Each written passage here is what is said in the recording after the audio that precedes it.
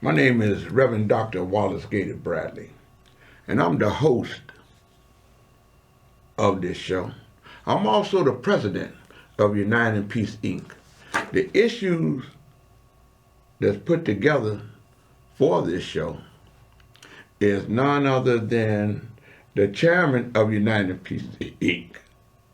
She's the chairman of United in Peace, Inc., and that's none other than Dr. Terry Marsh Bradley. She's my wife. This show is being presented by United in Peace, Inc. There's a lot of things that's been happening. First of all, I want to say I hope everybody had a nice Good Friday and a great Easter. As you know, Easter was on the first Sunday in this month of April. On the 3rd was Good Friday. On the 4th, April 4th, not only was it for my father's birthday, but it's also the day that Martin Luther King got killed on April the 4th. So April the 5th, Sunday that just passed, was Easter. But April the 7th is the day today that Larry Hoover's family went before the Prisoner Review Board because they were giving testimony on why Larry Hoover should be pardoned or why the governor, Illinois Governor J.B. Pritzker, should commute his sentence to time considered served. After it goes before that board, then it goes before the governor, J.B. Pritzker. Why are you telling us this, Gator? Is what you're probably asking. Because the Easter weekend. And the fact that redemption is the next best thing, in my opinion and belief, is the next best thing to resurrection. A lot of us see Easter as being Resurrection Sunday. I'm of the opinion and belief that April 7th is a day for redemption. And that's why I have, and others, including Mr. Larry Hoover, his family and friends, and Father Fager, Chief Apostle William McCoy, and Bishop John Harrell, has been praying to God through his son, Jesus, asking God to choose the Illinois governor, J.B. Pritzker, as the vessel to pardon Mr. Hoover or commute his sentence to time served in the name of redemption, humanity, and Jesus. I believe in the power of prayer. And I believe that individuals have a right to call the governor's office and ask him to do what I just mentioned in my prayer. Well, the headlines on the Sun-Times now is, Sister Money, hit the headline right there for me. There you go. The headline reads,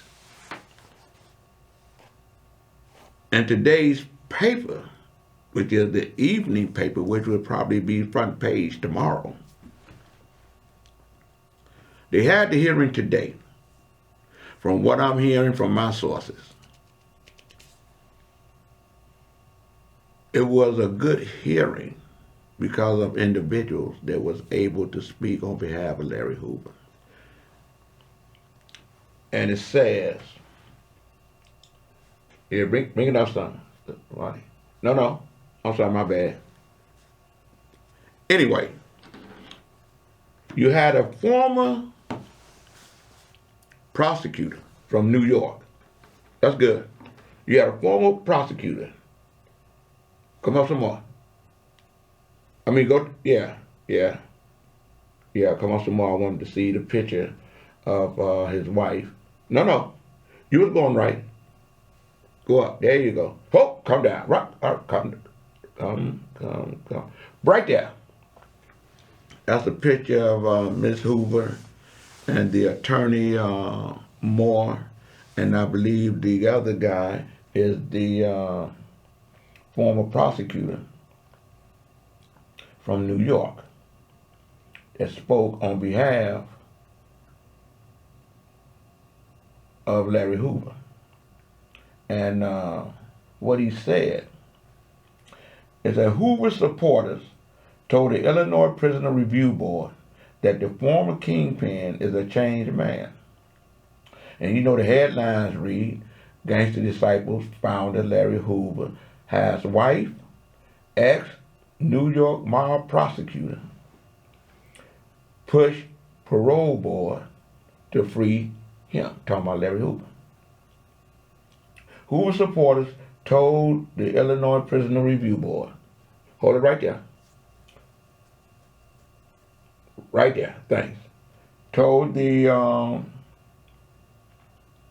Prisoner Review Board that former kingpin is a changed man. But a Cook County prosecutor said he should stay in state prison. Governor Pritzker would now get a recommendation from the board about what to do with Hoover, who previously had his federal prison sentence commuted by President Trump. The story was written by Frank Main. A former New York mob prosecutor stood up Tuesday for Larry Hoover, who is no longer the king of Gangster Disciples, for decades in Chicago. John Gleason said he prosecuted criminals similar to Hoover.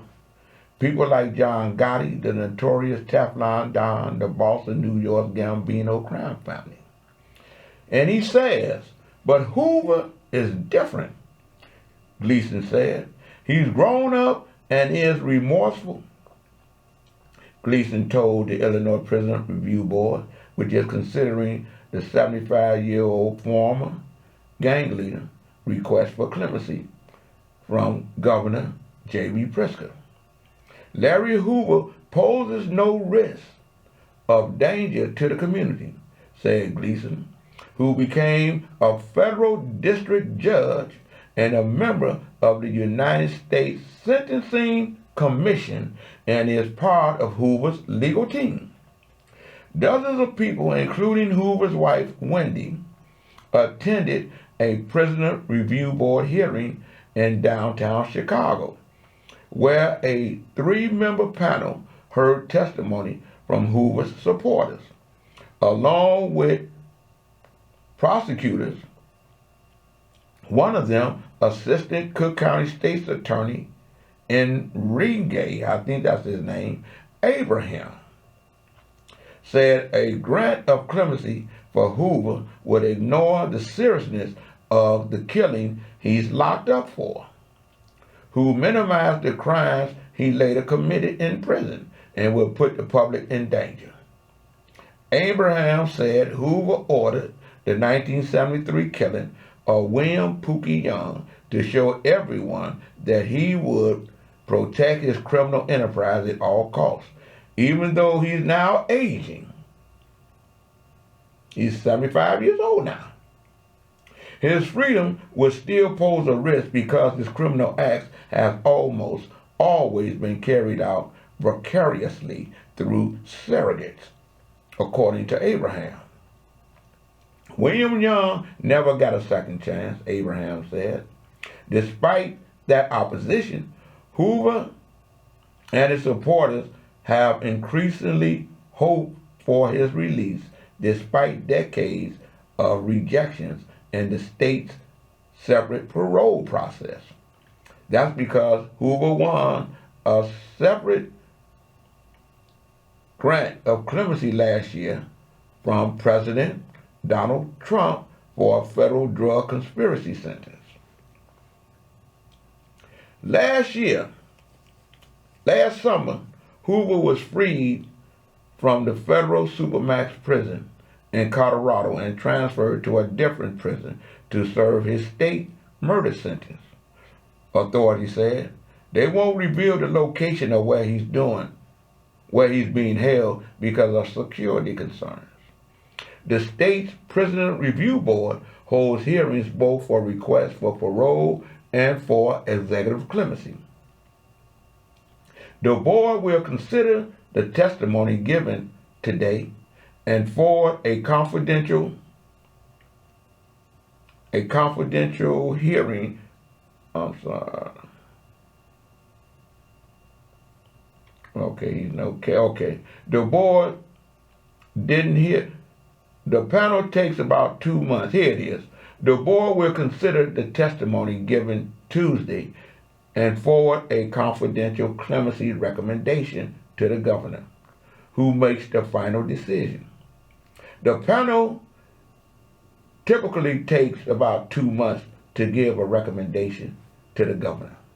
That's why I'm asking people to pray to God, asking Him to choose the governor as a vessel to grant Larry Hoover a pardon or commute his sentence to time considered served, because he has that power. And I believe at the end of the day, everybody prays to God, including the governor. The board didn't hear from Hoover, who wasn't at today's hearing. His wife, Wendy, told the board her family is ready for him to come home to Chicago after he missed his children's high school, college graduations, and other momentous occasions. He's not a monster, she said. His family loves him. Hoover's lawyer, Justin Moore, acknowledged his client's criminal past. Hoover ran a $100 million a year drug operation, and his gang expanded to more than 30,000 members in Chicago and across the country. Authorities say it's been tied to countless killings.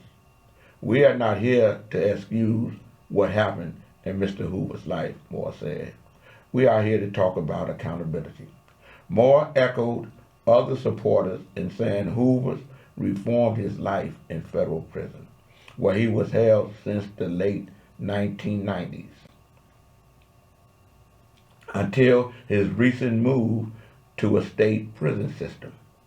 Justice too long delayed is justice denied, Moore told the board, invoking the Reverend Martin Luther King Jr. Hoover and fellow gang member Andrew Howard were both sentenced to 150 to 200 years in a state prison for Young's killing. They also were suspected in the fatal shooting of a man who cooperated with the Chicago police in the investigation of Young's murder, so they say.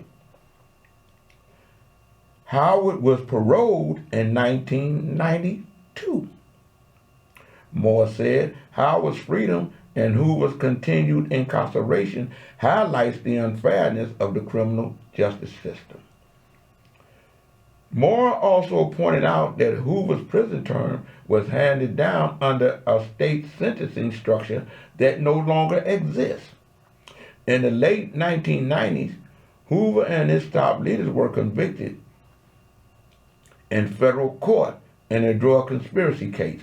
Hoover was caught on a hidden microphone directing the street operations of the gang while he was in state prison. Hoover was then moved to federal prison to serve a life sentence and spent much of that time in isolation in the Supermax prison in Florence, Colorado.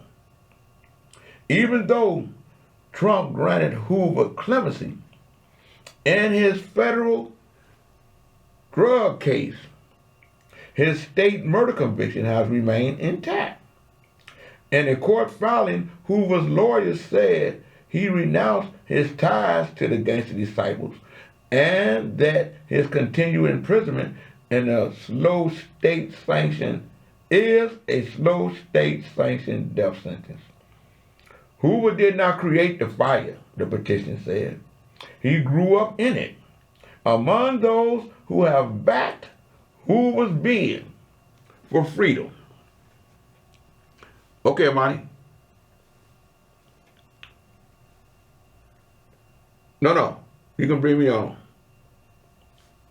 No. There you go. Thank you. Among those who have backed Hoover's bid for freedom is Arne Duncan, former President Barack Obama's Secretary of Education. Duncan now runs Chicago Creed, an anti-violence organization. Other supporters have included Chance, the rapper, the late Reverend Jesse Jackson Sr., and Reverend Al Sharpton. Board member Matthew Coates presided over today's clemency hearings alongside members Carmen Terrones, Terrones, I hope I pronounced her name correct, and Jeffrey Grubbs. They didn't indicate how they're leaning on Hoover's request. In 2024, the Prisoner Review Board was thrown into turmoil when 2 members quit after approving the release of a felon who later stabbed his former girlfriend and killed her son. The tragedy prompted Pritzker to sign a law that transformed the board, which now has 9 members and 6 vacancies. What's so important about this that's not in the story, but it's in another story? And that is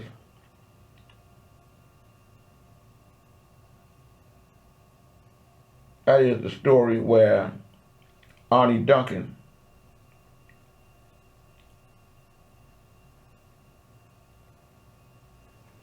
let the governor know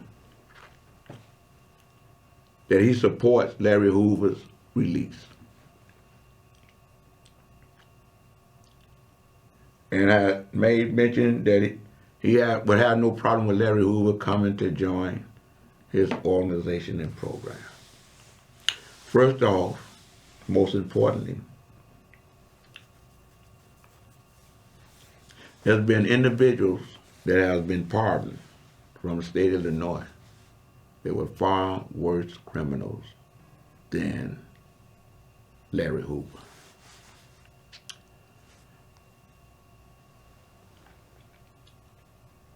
Men that had killed people with hatchets and everything else.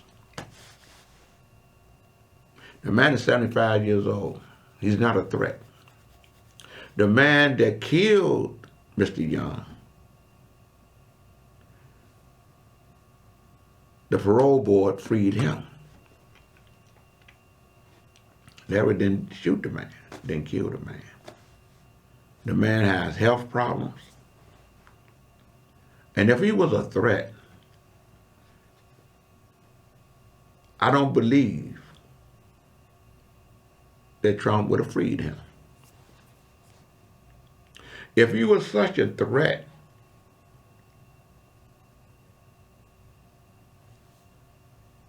Trump wouldn't have freed him. But he freed him. He didn't free him. He released him from the federal case in order for it to come back to Illinois, for the governor to free Larry Hoover. The governor, J.B. Pritzker, has given pardons to individuals who were wrongfully convicted, who was found guilty of torture, was found guilty even though they was tortured by police officers. I know JB's hard. I met him in 2017. He had given Northwestern University $100 million to help those that were wrongfully convicted. And the majority of those that was wrongfully convicted was tortured by the notorious John Burge and his crew to confess the crimes that they didn't do.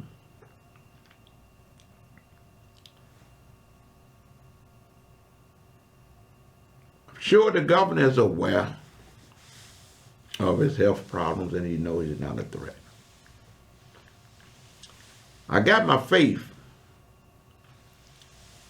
in God. And I do know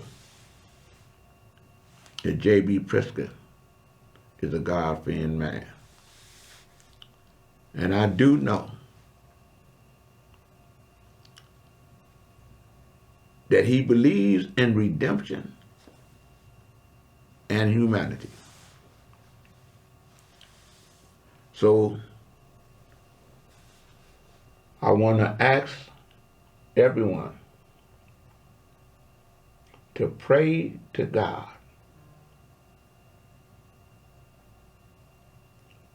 through his son, or if you're a Muslim, however way you pray to God.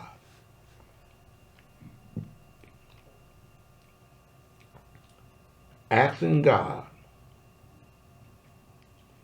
to choose J.B. Pritzker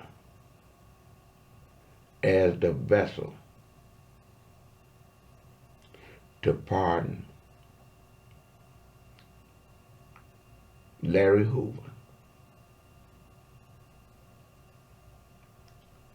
or commute his sentence to time considered served. The man is no longer a threat. They know he's not a threat.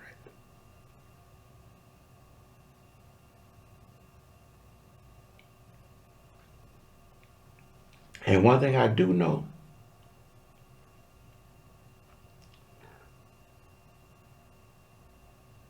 him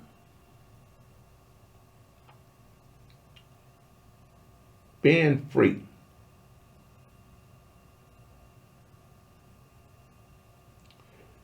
will touch 4 generations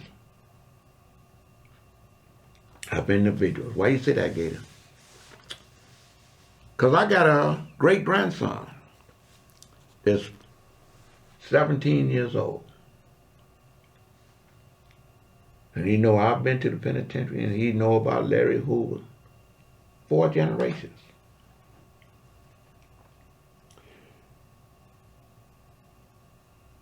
Him being redeemed and freed by J.B. Pritzker will show a multitude of young adults, regardless of what generation they're in, and older adults, that there's consequences for your actions. It may help turn the tide on the senseless violence here, because they know that there's consequences, because they see the consequences of what Larry Hoover is going through. I know it worked because people see the consequences from my actions and how I have been redeemed and blessed to become the man that I am today. To help others to get out the penitentiary that's wrong. So I'm telling you, there's power in prayer. If you feel that this man ought to be out, like you talk about it everywhere I go. Gator, you know the governor. Can you tell the governor this? I'm praying to God to tell the governor. I mentioned it to the governor. So I want to say before I go, I thank you. To God be the glory. Pray, because he say 2 or 3 in his name. He didn't say a whole dozen. Pray to J.B. Pritzker. And pray to God that he uses J.B. Pritzker as a vessel to pardon Larry Hoover or commute his sentence to time served. To God be the glory. That's Gator's story. That's his testimony. And that's my sermon.